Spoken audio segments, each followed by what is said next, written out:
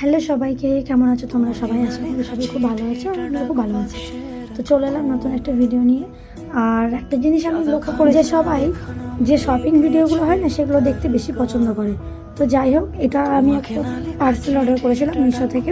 দেখে তো বুঝতেই পারছো একটা কুর্তি টাইপ কিছু হবে। তো একটা গাউনের মতনই কুর্তি টাইপ, এটা ছিল পুরোই কটনের মধ্যে। আর এটা দাম নিয়েছিল, বিশ্বাস করবে না, মাত্র 202 টাকা। তো আমার কয়েন দিয়ে এটা পড়েছিল 200 টাকা। আর এটা দাম ছিল মনে হয় 250 মতো। আমি যাই হোক স্ক্রিনশট দিয়ে দিচ্ছি।